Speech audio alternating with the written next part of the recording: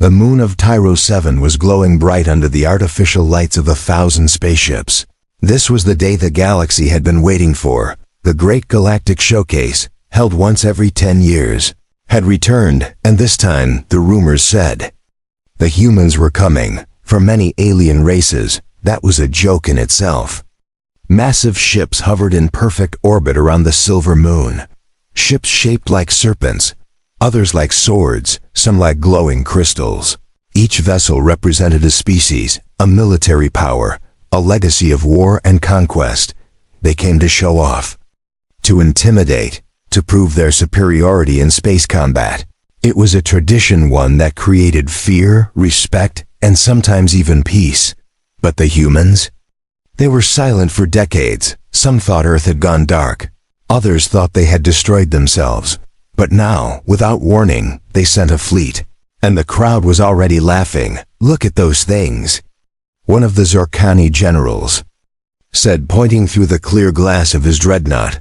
Rust-colored hulls, sharp angles, basic engine trails, nothing elegant. They've brought museum pieces to a war parade, another alien chuckled. Even the reporters were mocking them. Galactic News aired the footage with bold text. Earth sends obsolete fleet, a joke or a statement. The human ships were nothing like the rest. No neon lights, no plasma coils, no visible energy shields. They didn't glow, they didn't pulse, they just floated, cold and silent. They looked dead. Until one of them moved, the largest ship, a battleship named Horizon, shifted slightly toward the center. Its engines barely hummed. Inside, the human admiral, Commander Elias Vorn, stood straight in his crisp, simple uniform. He wasn't smiling. He simply looked at the clock, then nodded. To his crew, Phase 1 begins now, he said. No cheering, no dramatic countdown. Just a whisper of readiness. Across the galaxy, millions were watching the live feed. Inside command centers, war rooms and bars, aliens laughed and pointed at the Earth relics. One young alien girl, a student named Triz, giggled with her friends. Maybe they got lost in time, she said. Did they just wake up from 100 years ago? But then, something changed. The ships flickered, not like flickering lights, but like space itself was bending. One by one, they disappeared. No jump signatures, no wormholes, no hyperdrive flashes, just gone. The laughter stopped, the smiles faded. The generals leaned forward. What is this? Barked High Admiral Zorak of the Krell. Scan again, ordered another. Where did they go? The control towers on the moon began screaming alerts. Ships were losing radar contact. Defense systems were deactivating, one by one. The most advanced fleets in the galaxy began to fail, and then music. A soft, slow melody began to play through every communication channel. It was Earth music, an old piano tune, quiet and haunting. Then a voice came through. Smooth and calm. This is not a threat, the voice said. This is just a reminder. Commander Elias Vorn stood silently as his message spread across the stars. We brought our old ships today, he said, because we didn't need new ones to win. Across the galaxy, technicians and scientists scrambled. They couldn't understand it. The old ships were using unknown interference patterns. They disrupted tech without any trace. Not magic, not hacks, just purely superior engineering. One alien engineer collapsed in his chair, whispering, "They were hiding it. They were hiding it this whole time." Now the aliens who once laughed sat in silence, and the humans, the so-called primitive race, stood tall. Their silence was louder than any weapon, and the showcase had only just begun. Asterisk, no one saw where the human ships had gone. Not even the strongest galactic sensors could trace their signals. The air was thick with confusion. Alien commanders whispered to their advisors. Technicians panicked behind glowing consoles. Every eye turned to the blank space where Earth's obsolete fleet had just been. Then, without warning, a scream came through the intercom. It wasn't human. It was Zarn military code. One of the Zarn warcruisers had just sent a distress signal. Internal systems collapsing. No sign of an attack, their captain yelled. But we're losing gravity shields, and our mainframe is. It's rewriting itself. The Krell ship beside it shuddered. Its hull began to ripple like metal waves. Suddenly, 3 of its escort drones exploded from the inside. No impact, no laser fire. Just internal combustion from pressure they couldn't detect. The audience gasped. In one blink, 6 alien fleets went dark, but no one saw any enemies. The humans had vanished, but they were everywhere. Some believed it was illusion tech. Others thought it was dark matter sabotage. But the truth was worse. Back on the moon's control tower, the broadcast anchor stammered. We are receiving fragmented images. One moment, yes, we are now showing what appears to be partial visuals of the Earth fleet. The feed cut in. Static flickers. Shadows of human ships phasing in and out of reality, moving like ghosts between the stars, passing through ships, literally passing through them, and disrupting core systems as they did. A Krell admiral slammed his claws on the desk. Impossible. No one has that tech. Yet his ship's weapons shut down one by one. Alarms screamed. No targeting lock. Even emergency override codes were useless. They weren't just disabled, they were outmatched. Then came the most terrifying moment. The largest Zorak war station capable of destroying a moon began to tilt. Its engines reversed without command. The entire ship was rotating toward its own fleet, and then it fired. A bright blue beam shot across the void, not at the humans, but at their own allies. 2 ships vaporized instantly. Panic broke out. Who's controlling our cannons? Stop it! Cried the captain, but it was too late. Their own command codes were overwritten by a ship from Earth built 300 years ago. That's when a single human ship, the Horizon, reappeared, right above the moon, slowly turning. Its metal surface no longer looked rusty. It shimmered with adaptive material, almost like it was breathing, and on every screen in the galaxy, the same message appeared. We came with old ships because we knew you would underestimate them. We stayed silent because we knew you would laugh. We moved unseen because we knew you never studied us closely. You evolved toward power. We evolved toward perfection. The galaxy froze. Everyone from empires to rebels to scholars realized what had just happened. They weren't facing a forgotten species. They were facing a sleeping superpower. One that didn't care for shiny weapons or parades. One that fought with silence and struck without firing a single shot. The showcase was meant to be a contest, but Earth had turned it into a lesson. The galaxy didn't sleep that night. Across hundreds of planets and moon stations, leaders demanded answers. How had Earth's old fleet done the impossible? No new ships, no new weapons, yet they humiliated the most advanced empires. It didn't make sense until the scans finally decrypted. Inside the Horizon-class vessel, human engineers sat calmly. Their screens showed perfect efficiency, no strain, no overheating. Commander Elias Vorn stood behind them, arms folded. We didn't upgrade our weapons, he told his staff. We upgraded the meaning of war. The alien scientists couldn't believe what they were seeing. The ships weren't old, they were disguised. Every inch of rust and damage had been painted. The outdated hulls were made of living alloys. They bent light, absorbed sound, changed structure like skin. The weapons didn't fire lasers or plasma. They used compressed gravity bursts. A shot that didn't look like a shot, but folded matter like paper. And the engines? They didn't warp space or use hyperdrives. They threaded through microscopic tears in spacetime. A form of movement the galaxy had never even theorized. No AI?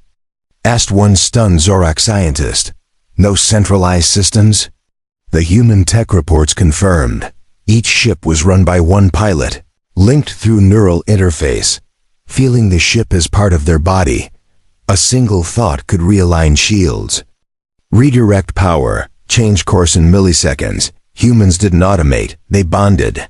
Across broadcast screens, a short interview aired. A young human pilot smiled and said, "We don't rely on systems that can be hacked, jammed, or shut down. We rely on instinct, training, and our mind."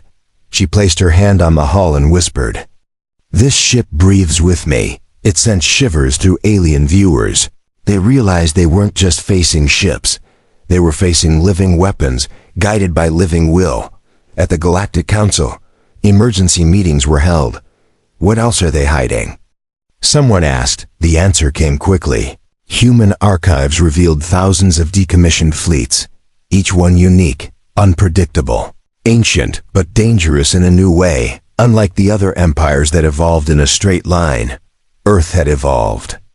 In secret, in circles, in depth. While aliens chased firepower, humans chased flexibility. They studied failure, old wars, outdated tech, then rewrote the rules. The obsolete ships were decoys, yes, but they were also warnings. A Krell scholar stared at the footage and muttered, "They never stopped learning. They just stopped showing it." By the time the second day of the showcase began, no one mocked the human fleet. No one even looked them in the eye, because deep down, everyone feared one truth. If this is what they called obsolete, what do their real warships look like? Asterisk. The galactic fleets were ready to fire. Dozens of alien warships had secretly locked their weapons on the human flagship. Their captains whispered one question: if we destroy them now, will anyone stop us? No declaration of war, no honor. Just one quick ambush to erase the threat Earth had become. But then, the human fleet reappeared. Slowly, silently, each ship slid back into visible space. No shields raised, no weapons active. They just floated there calm and quiet. It was not defense, it was confidence from inside the horizon. Commander Elias Vorn stared at the warning lights on his screen. His ship was being targeted by over 20 nations. He smiled, just slightly, then tapped his console once. A signal soft but universal spread through all channels.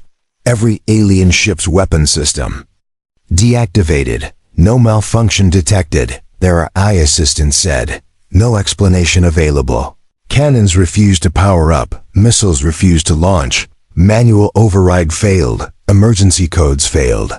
Even backup systems blinked out. Something unseen was controlling it all. And only one race knew how. Then the skies changed.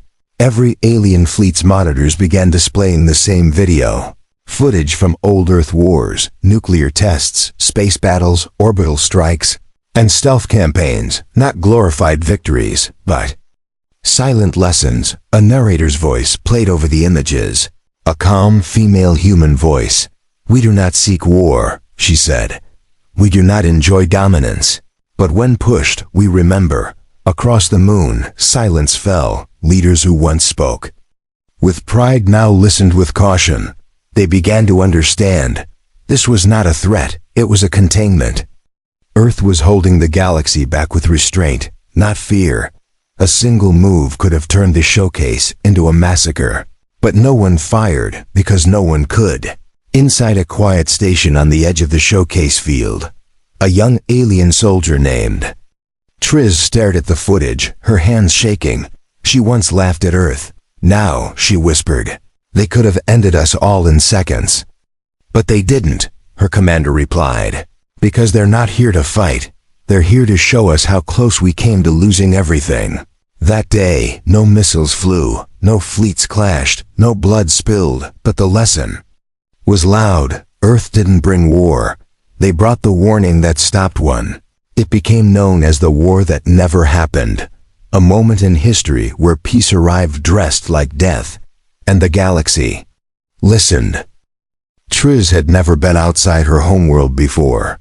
She was the youngest cadet in her unit, just 17 cycles old. This showcase was her dream to witness history, to learn from the best fleets in the galaxy. But now, she sat frozen in her quarters staring at a blank journal screen. She didn't know how to describe what she had just seen. Her claws trembled slightly as she began to type. Day 1 of the Galactic Showcase. I saw ships bend light and silence weapons. But more than that, I saw fear, and I saw restraint.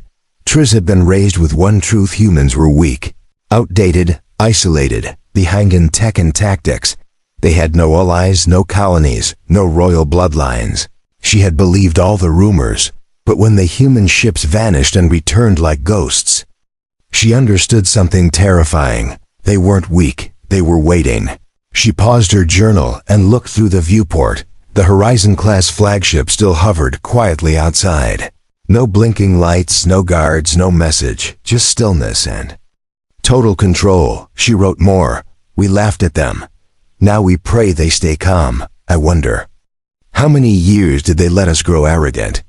Her roommate, a noble-born cadet named Vazari, entered the room. She didn't speak, just sat beside Triz in silence. They both knew. Their entire education about military balance had just collapsed. Triz returned to her journal. The humans didn't win today. They reminded us that they never lost. Later that evening, while walking through the observation deck, Triz saw a human for the first time. She stood still as a single pilot. Exited a sleek black shuttle. No armor, no weapons, just a calm face. The pilot was young, barely older than Triz. He looked tired, not proud, and as he passed, he gave a small nod. Not a smirk, not a boast, just respect. That shook Triz more than any battle footage. They don't walk like conquerors, she wrote. They walk like survivors, guardians of something deeper than victory. That night, her last journal entry simply said, if war comes again, I don't want to fight the humans. I want to learn from them. And if they allow it, I want to serve beside them. It was just a journal, a private page in a quiet room. But years later, Triz's words would be quoted in thousands of academies across the stars, because she was among the first to see the truth, not in firepower, not in fear, but in the human silence that changed the galaxy.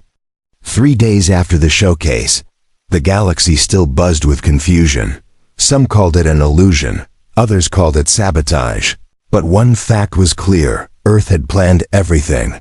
Inside a private council chamber hidden beneath the Tyros moon, 12 of the galaxy's most powerful leaders sat around a glowing table, and across from them sat only one human, Commander Ilias Vorn, calm as ever, with no guards, no weapons, and no fear.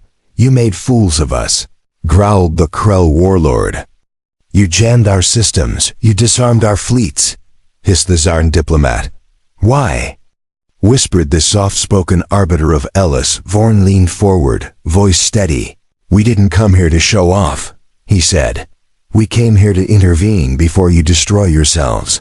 The council chamber fell silent. The arbiter blinked. Explain, she said. Vorn activated a small cube, projecting thousands of simulations into the air. Every major fleet, every warpath, every arms race in the last century, all ending in galactic collapse, civilizations burning, trade routes failing, stars weaponized, not in theory, in prediction. You were 12 years away from universal war, Vorn said quietly. Your alliances are fragile, your weapons too. Powerful, and your patience gone. The Krell warlord stood. Why should we believe Earth's models? Vorn's reply was simple. Because we've seen it before. He tapped the cube again, and now the simulation showed Earth's history. World wars, nuclear winters, space race conflicts, AI uprisings, orbital sieges, all of it chaos and rebirth. We survived our collapse, Vorn said. We learned the one truth the rest of you haven't. And what is that? The arbiter asked. That power isn't protection, Vorn replied. It's a test. He looked around the table. You all built your fleets to scare each other. We built ours to stop what comes after, when the fear turns into fire. The leaders sat back, uncomfortable. Earth hadn't come to intimidate. They came to slow the clock. To interrupt a war that hadn't happened yet. To warn the galaxy before it was too late. Then came the offer. Vorn slid a black box across the table. This contains blueprints, he said. Not of weapons, but of stability tech shields that prevent ignition, hulls that cancel chain reactions, systems that require mutual trust to operate. One diplomat laughed. You're giving this away? No, Vorn replied. We're sharing it. A new silence filled the chamber, not fear, but confusion. Earth wasn't conquering, they were teaching. They were correcting the course of a galaxy that had forgotten the cost of war. "We won't control you," Vorn said. "But we will watch. Not with eyes, with understanding." And then he stood. Without waiting for permission, without ceremony, he simply said, "If you ignore this." The next showcase might not be silent. Then he left. And not a single leader spoke for several minutes after he was gone. In that quiet chamber, the galaxy changed again, not because of an attack, but because of a truth that couldn't be unlearned. Earth had come not to lead, but to warn, and for the first time in centuries, the galaxy listened. The galaxy did not fall into chaos, it fell into silence, not the silence of fear, but the silence of reflection. For the first time in living memory, no new weapons were tested, no border fleets mobilized, no war declarations echoed through the stars. The footage of the showcase played on repeat. Children on distant planets watched the human ships phase through space. Artists painted them as spirits, not machines. Poets called them the old wolves who never forgot the hunt. And in classrooms across empires, a new phrase entered the curriculum: human restraint doctrine. Not a military strategy, a philosophy. That true power is measured in what you choose not to destroy. Young Triz, the cadet who once laughed, now trained in Earth's defense exchange program, she wore a simple patch on her uniform, an Earth emblem with no words. She didn't need to explain it. Everyone already knew. That symbol now meant something more than just a planet. It meant change in the deep cold of space. The Horizon-class ship left the orbit of Tyros 7. Commander Elias Vorn stood alone in the viewing bay. He watched stars drift by in silence. His crew worked with quiet focus, no cheers, no medals. They didn't need recognition. They had done what they came to do. They had stopped a war without starting one. They had given the galaxy a second chance. As the ship passed through the final jump gate, Vorn opened a message log. It was private, sent only to Earth's High Council. Mission completed. He wrote, no casualties, no retaliation, only questions, silence. And something new. He paused, then added one final sentence. Perhaps we are not alone anymore, not in body, but in understanding. Back on Earth. Celebrations were simple. No parades, no laser shows, just a message broadcast into the void. To all civilizations watching, we are open for alliance, not dominance. We extend our hand in peace, but our eyes remain open. And across distant stars, that hand was accepted. Not because of fear, but because of hope. Hope that a species once thought primitive had reminded everyone what it meant to evolve. It wasn't the power of the human fleet that changed history. It was the choice not to use it. And from that day forward, the galaxy stepped into a new age. One not ruled by weapons, but by wisdom. A future where old ghosts led the stars, not to haunt them, but to guide them.